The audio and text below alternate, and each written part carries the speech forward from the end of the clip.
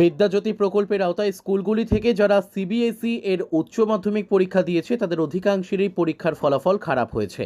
এবার এই বিষয়ে বিদ্যালয় শিক্ষা অধিকর্তার কাছে ডেপুটেশন দেয় এসএফআই ও টিএসইউ।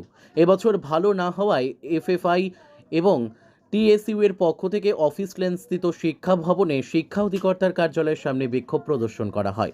বৃহস্পতিবার এই কর্মসূচির নেতৃত্বে ছিলেন এসএফআই এর রাজ্য সম্পাদক সন্দীপন দেব।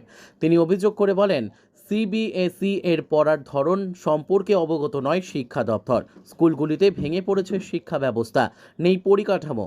বিদ্যাজ্যোতি এখন বিভীষিকার কারণ হয়ে দাঁড়িয়েছে।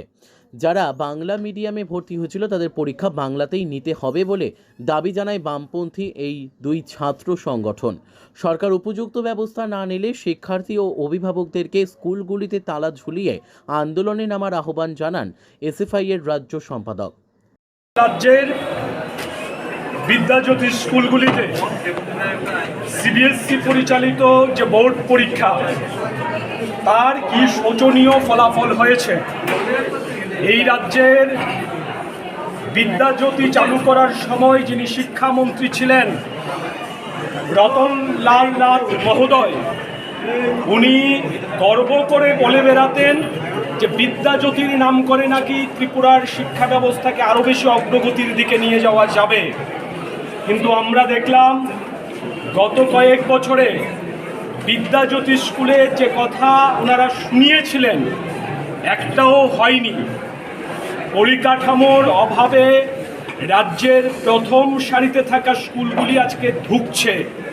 শিক্ষক নেই, বিভিন্ন ধরনের সঙ্গীত, তারপর অন্যান্য যে বিষয়াদির শিক্ষক শিক্ষিকার কথা এরা বলেছিল, একটাও হয়নি।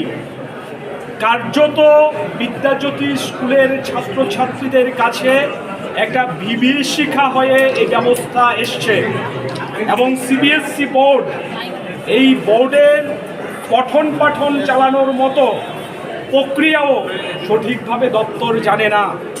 কাজেই যা হবার তাই হয়েছে।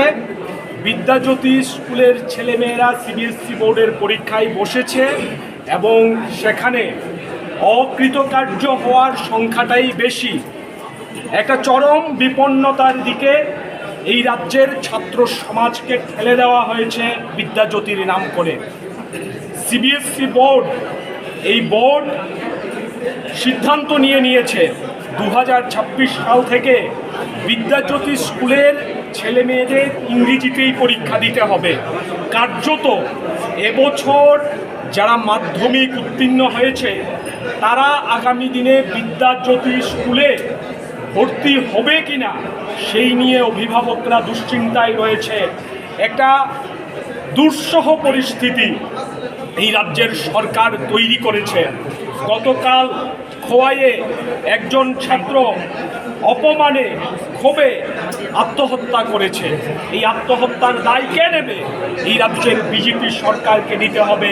বিজেপি সরকারের মুখ্যমন্ত্রী ওনার মুখ্যমন্ত্রিত্বের 2 বছর উদযাপন করছেন, আর ওনার দলের সভাপতি ওনাদের নাকি 25তম বিবাহ বার্ষিকী আনন্দ ফুর্তিতে মজে রয়েছেন।